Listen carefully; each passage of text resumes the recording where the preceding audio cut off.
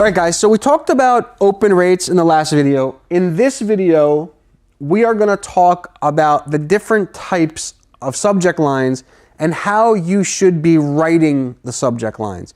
Now, guys, this is like, some ninja type marketing, email marketing type stuff. So grab a pen if you don't have one already and a piece of paper, because you're really gonna wanna master this, because the better you can get at writing these subject lines, the better chance you have of increasing your revenue month over month. And right, that's the idea. We want to turn this into a business. We want to turn your passion into, income.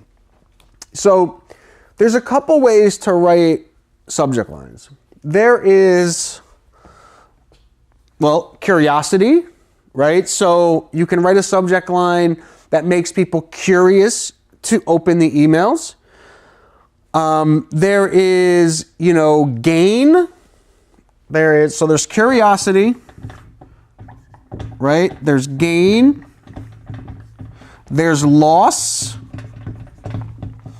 And what else? There's a couple different ways that you can write these things. Let me say this though. Curiosity, you're gonna find the highest open rates with. So basically, let's say you write an email that says, I'm sure you've heard of link bait, sort of like the same thing, like, oh my God, you will not believe what happened when I baked this cake. Something like that, right? You get them curious. Now, the open rate, right? So the open rate for curiosity will go way up. The problem is with curiosity is that if you get someone too excited to open the email and then they open it and it's not living up to their expectation, basically they'll unsubscribe, you'll annoy them, and what happens is the next time you send an email, they may not open it, right? Because you got them excited and then you kind of let them down once they came in. So although your open rates go up, your what we call click-through rate, and basically, or the next video, we're gonna talk about click-through rates, but basically what happens is your open rate goes up, but you annoy people and your click-through rate goes down. So the idea, right, of email marketing, as we said, is to drive as many people to your blog as possible. So maybe the curiosity idea or the curiosity subject line isn't the best way to go if you're trying to get people to your blog.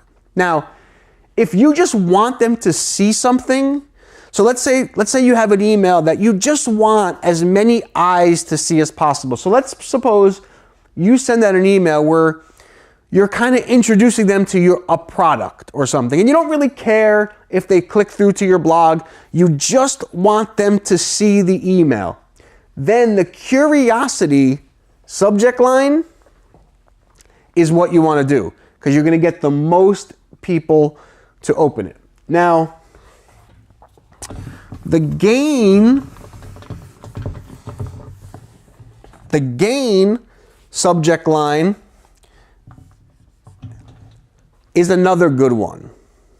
Basically, the gain is that they're going to gain something from opening the email. So for example, how to make the best French toast, right? So they're learning something. You're teaching them something. There's a gain to that. Now, that's pretty interesting. People, there's a good chance people will open it. However, the problem with this sort of thing is that you're allowing the person to make a decision about your email before they open it. And what I mean by that is that the subject line has to be very specific, and if they're not interested in French toast, they're not going to open the email. So, although it's pretty interesting, what you've done is you've basically made them know what the email is about without even opening it.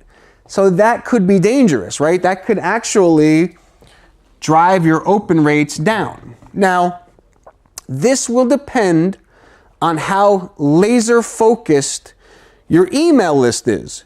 So, for example, I like to play golf.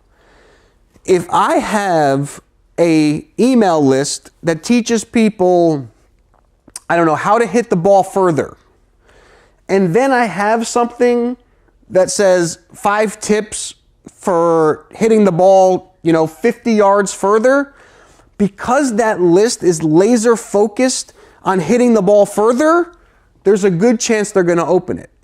So what I want you to know about, in this scenario is that you're going to have to test, but generally speaking, if you have a very targeted list, the gain works pretty well.